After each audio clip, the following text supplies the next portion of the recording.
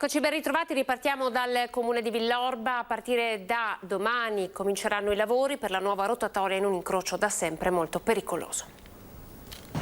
Togliamo un'intersezione pericolosa e realizziamo una rotatoria di 35 metri di diametro che mette in sicurezza e in garanzia tutte le persone che passano. Via il semaforo di strada Ovest all'altezza del pericoloso incrocio con via Fontane, teatro di diversi incidenti dove oltre 15 anni fa era stato installato anche un discusso T-Red per sanzionare il passaggio con il rosso, che negli ultimi 3 anni ha registrato 2.870 violazioni, 950 all'anno. Con una breve cerimonia sul posto, il sindaco di Villorba Marco Serena e i privati che finanziano l'opera hanno dato avvio ai lavori che dureranno 100 giorni. Finalmente oggi arriviamo a fare la prima rotatoria all'interno proprio dell'asse stradale conosciuto come strada Ovest. Questo tratto viario, che era nato come una tangenziale di Treviso, in realtà è parte integrante del tessuto urbano di Treviso e anche di Villorba, e è quindi giusto che si pensi a un sistema più moderno e più sicuro per far transitare le persone. Con questo intervento Villorba realizza la seconda rotonda su Viale della Repubblica dopo quella con Viale Felicent. Il resto ora aspetta a Treviso, che era però assente alla cerimonia. Finanziatore dei 340.000 euro necessari, un'azienda privata sulla base di una convenzione stipulata con il comune. Ha fatto un intervento di ristrutturazione edilizia, addirittura riducendo la cubatura che aveva a disposizione, per dare ai propri clienti un accesso più sicuro, più moderno e più bello, e quindi un più bella faccia anche per strada Ovest, riqualificandola. Alloggi Ater all'asta per le giovani coppie, la risposta non si è fatta attendere. 24 alloggi di edilizia residenziale pubblica a disposizione di chi intende acquistare una prima casa, e le giovani coppie hanno subito risposto, una cinquantina si sono fatte avanti. Abbiamo avviato la fase del piano vendita del 2019, quella relativa ovviamente agli alloggi sfitti, parliamo di circa 120 alloggi sui 1293. E abbiamo iniziato la fase di un primo lotto di 24 alloggi distribuiti sulla provincia di Treviso, e la risposta è stata molto positiva. Alloggi che verranno messi all'asta, le offerte dovranno arrivare entro il 7 maggio, le buste invece verranno aperte a metà del mese. Si tratta di alloggi che si trovano all'interno di condomini costruiti nella maggioranza di casi negli anni 80 con metrature piuttosto ampie. Per noi tentare di dare un'opportunità di stabilizzazione ai giovani che hanno voglia di costruirsi un futuro e non possono andare sul libero mercato, magari possono trovare delle risposte sui nostri con un piccolo investimento. Aggiungo, è il momento anche opportuno perché c'è anche la questione del super bonus. La base d'asta varia dai 29.000 euro ai 78.000 euro e fra maggio e giugno, terminato questo, si partirà con un nuovo lotto. Gli introiti poi di queste vendite, per legge noi dobbiamo destinarli e dimostrare che sono destinati a manutenzioni ordinarie e straordinarie, nuove costruzioni, sempre da alloggi ERP popolari.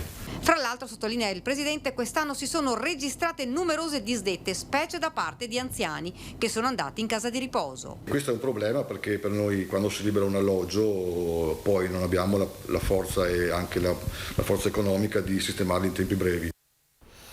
Cambiamo decisamente argomento, parliamo della cassa di espansione del Piave a Ciano del Montello, via al bando per la progettazione dell'opera, ed è subito partito un botta e risposta tra il sindaco e l'assessore regionale Bottacin.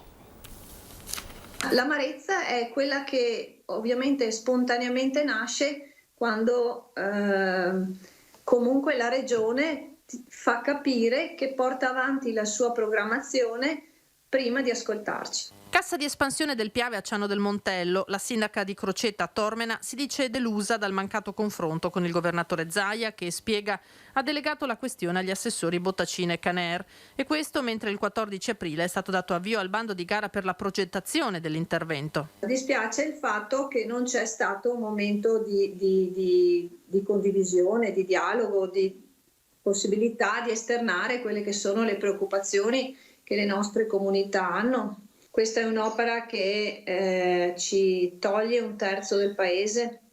Andava fatto un ragionamento complessivo sull'asta del Piave, dice. Perché solo un intervento è solo a Ciano? Quando abbiamo un piano strategico che dice che la prima cassa da fare è a Ponte di Piave. Questo è quello che chiederemo agli assessori Bottacin e Caner. Io ho incontrato il sindaco di Crocetta in più occasioni, anche con altri sindaci o anche con consiglieri regionali, a partire dal 2016. Dal 2016 ad oggi mi pare che non è vero che non ci sia stata la possibilità di dialogo. Vorrei sottolineare questo, che io non difendo questa posizione piuttosto che un'altra. Io dico che l'autorità di bacino, organismo ministeriale, ha deciso di fare questi interventi. Il governo ha finanziato la progettazione di questo intervento. Io per 4 anni ho cercato di trovare una soluzione che potesse essere di mitigazione. Questo io l'ho proposto fin da subito al sindaco di Crocetta e le ho anche detto, siccome ci hanno finanziato la progettazione e il foglio è bianco, io vorrei che tu come comune partecipassi a questa progettazione. E dopo 4 anni che abbiamo dato di possibilità di tempo e di dialogo al territorio, io credo che sia difficile sostenere che stiamo andando in velocità. Ecco. Ora in sinistra Piave con il caso di una macchina spazzatrice che divide 2 comuni. Sindaco, ma è ancora il baruffa con Ormelle? Beh, è una storia che va avanti da luglio 2020. Potremmo definirla la baruffa per la spazzatrice, quella che sta continuando tra i comuni di Cimadolmo e Ormelle. E stando alle parole, che sanno essere pietre, quelle scagliate dal sindaco Ministeri sono piuttosto pesanti. Come mi conoscete sono terra-terra, è una questione di invidia, è una questione di poca correttezza e poca visione di quello che deve essere il futuro per quanto riguardano l'intera comunità, specialmente comunità che stanno vicine. Siamo in contenzioso sia per la polizia locale, anche per la spazzatrice che metà di Cimadolmo non la vogliono restituire. Un macchinario acquistato a metà con Ormelle che vanta manutenzioni per 10.000 euro, a loro dire mai versate dal paese dell'asparago. Ministeri si rivolge direttamente all'attuale sindaco Andrea Manente, suggerendogli di chiedere conto non a lui ma al suo predecessore Sebastiano Giangravé. Non mi è mai successo in 15 anni di amministrazione, in 35 anni di lavoro che ho fatto per la pubblica amministrazione, cioè trovare situazioni di questo genere. Sindaco che non solo rilancia sulle manutenzioni, ma raddoppia il carico di critiche, tirando dentro anche San Polo e il relativo giovane sindaco Nicola Fantuzzi. Il buonsenso dice che dopo che 6 anni Cimadolmo ha mantenuto con la polizia locale Ormelle e San Polo, creando un sistema di videosorveglianza che era il fiore all'occhiello per tutta l'Italia, creando percorsi di fibra ottica e cercando di cambiare completamente il mondo, oggi mi si viene a dire e vengono a chiedere soldi che non gli spettano, gli competono. Perché alla fine Ministeri svela che il vero contenzioso sarebbe sui soldi delle multe. La gestione della polizia locale dipende dai 3 comuni. Ogni comune ha il sacrosanto dovere di, quando assume anche le sanzioni amministrative, perché questa è la base del contesto, di mettere a accantonare alcune somme che giustamente non è sempre stata la provincia. Cioè Cimadolmo non può dare 360.000 euro di sanzioni amministrative in 6 anni e pagargli pure il 30% di sanzione dovuta alla provincia. Intanto però la spazzatrice resta ad Ormelle, almeno fino alla prossima puntata. Siamo alla rubrica della domenica dedicata ai segni della nostra storia. Andiamo a Lanzago di Silea per una ricorrenza quanto mai insolita. 175 anni fa veniva donato dalla signora Rosaria Fenoglio un pezzo del suo terreno, del terreno vicino alla sua villa, nonché la cappellina che era lì inserita, alla popolazione di Sant'Ambrogio di Fiera, perché avesse una sua localizzazione il nuovo cimitero. Inizia così la vicenda del cimitero del Paradiso di Lanzago. Oggi luogo chiuso e inaccessibile, ma per molto tempo ricovero per i defunti dopo le leggi di Napoleone. Dalle leggi napoleoniche del 1808-1809 non poteva più restare intorno alla chiesa parrocchiale di Sant'Ambrogio e quindi 175 anni fa Sant'Ambrogio ebbe questo cimitero che ha una sua storia un po' particolare.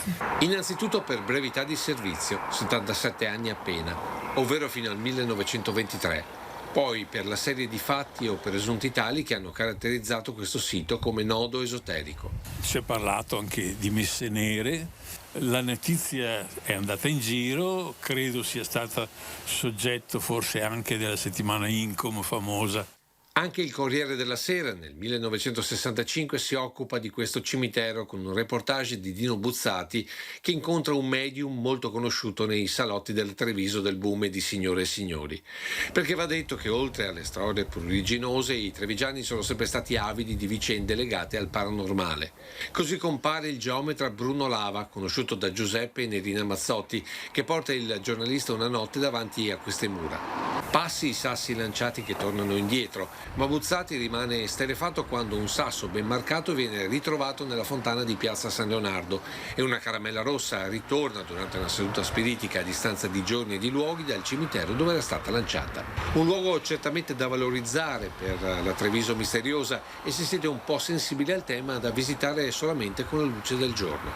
Ma l'antidoto migliore alla paura lo ricorda il professor Fassetta, con quei biscotti che ben si accompagnano al vin Clinto e alla Treviso godereccia e credulona degli anni 60. Quando si va per campi si va a cercare funghi, andare a cercare osside morto di quel tipo là è meglio andare a mangiarsi a Venezia, visto che sono uno dei tipici dolci veneziani. Questo era il nostro ultimo servizio, grazie per essere stati in nostra compagnia, vi lascio alle previsioni del tempo, arrivederci.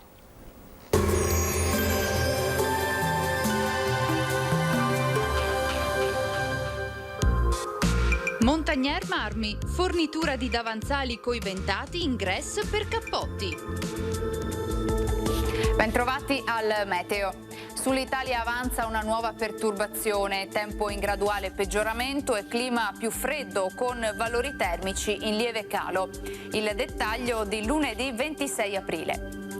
Sul Veneto al mattino cielo molto nuvoloso e coperto, piogge sui rilievi. Non si escludono invece in pianura delle parentesi più soleggiate.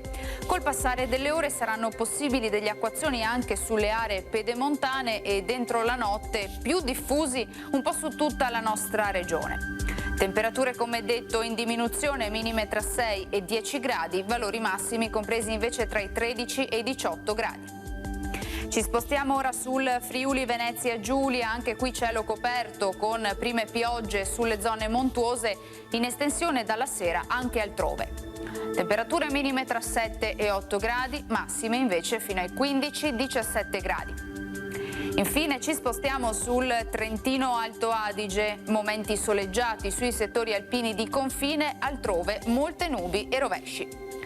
Temperature minime intorno ai 5-6 gradi, massime infine sui 19-20 gradi. Dal meteo di Antena 3 per ora è tutto, grazie per l'attenzione, arrivederci al prossimo aggiornamento.